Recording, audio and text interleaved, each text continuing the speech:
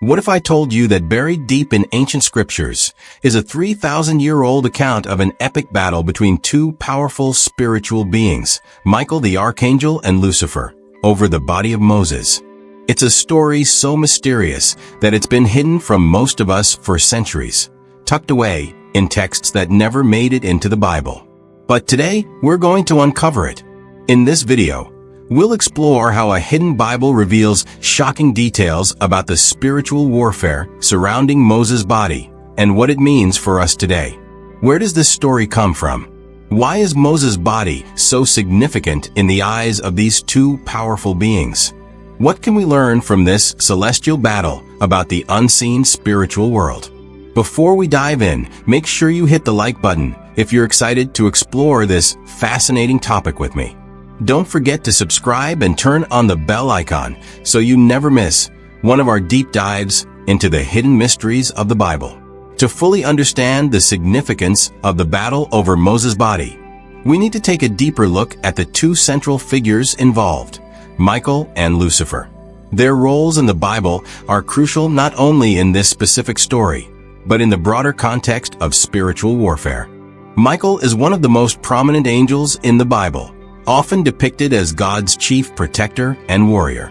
His name means who is like God, and his role is to defend God's people and uphold divine justice.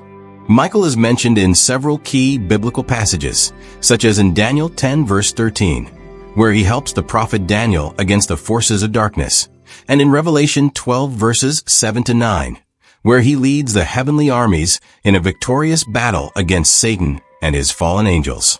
In the case of the battle over Moses' body, Michael does not engage Lucifer in combat, but stands as a defender of God's plan and authority. His refusal to engage in a direct confrontation with Lucifer speaks to his understanding of God's sovereignty. Michael knows that victory comes through God's authority, not through his own might.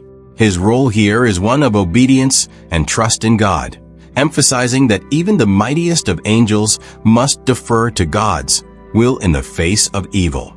In stark contrast, Lucifer was once a high-ranking angel, created by God as a being of beauty and power. However, Lucifer's pride led to his fall. According to Isaiah 14 verses 12 to 15 and Ezekiel 28 verses 12 to 19, Lucifer sought to overthrow God and exalt his own throne above God's. As a result, he was cast out of heaven, along with a third of the angels who followed him. This event is what we now refer to as the fall of Lucifer, and Lucifer, now known as Satan, became the ultimate adversary of God and his purposes.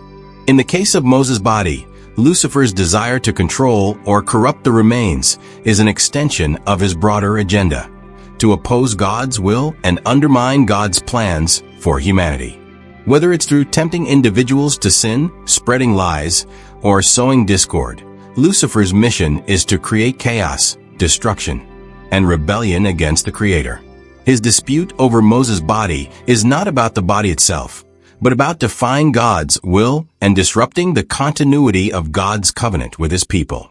Moses, one of the greatest figures in biblical history, led the Israelites out of Egypt and guided them through the wilderness for 40 years. But when it came time for Moses to die, his end was as mysterious as his life. In Deuteronomy 34 verses 5 to 6, it says, "So Moses the servant of the Lord died there in the land of Moab, as the Lord had said. He buried him in the valley in the land of Moab, opposite Beth Peor. But to this day no one knows where his grave is." Now here's the mystery. God himself is said to have buried Moses in an undisclosed location. And despite this being a pivotal moment in biblical history, no one, absolutely no one, knows where Moses' body is buried. Could there be something more to this burial than we realize? It's this very question that takes us to a hidden, ancient text known as the Assumption of Moses.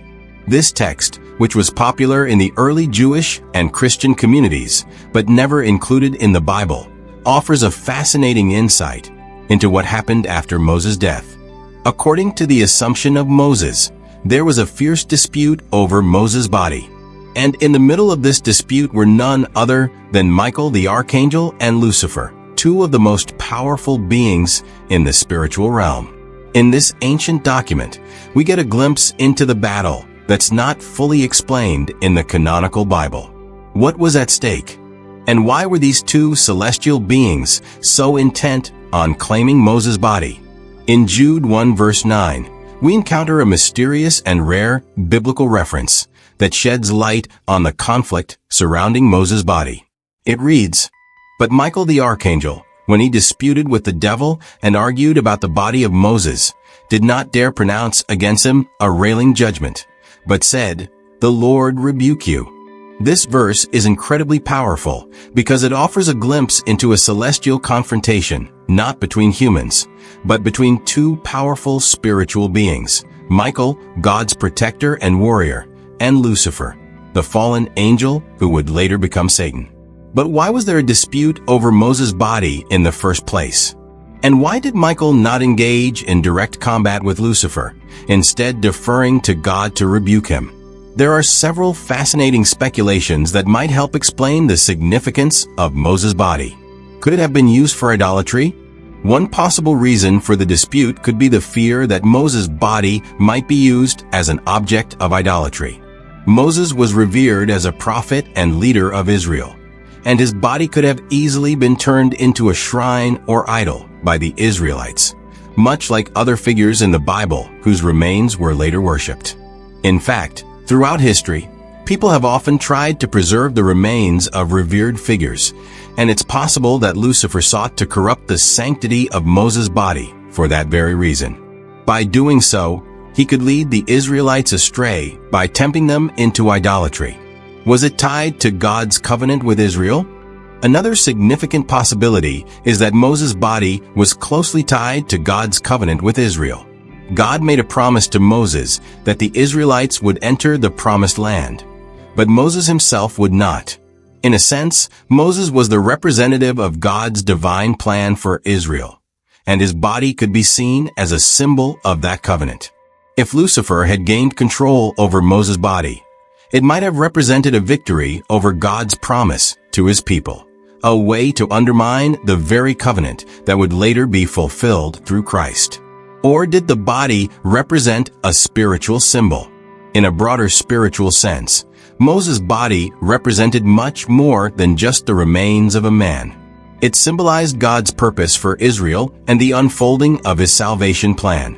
Lucifer, as the adversary of all that is good and divine, would have sought to corrupt or defile that purpose in any way possible. By disputing over the body, Lucifer was not only challenging God's sovereignty, but also trying to disrupt the narrative of salvation that Moses' life and death played a part in. This celestial conflict reveals something deeply profound about the nature of spiritual warfare. Michael, despite being a powerful archangel, does not engage Lucifer directly in this battle over Moses' body.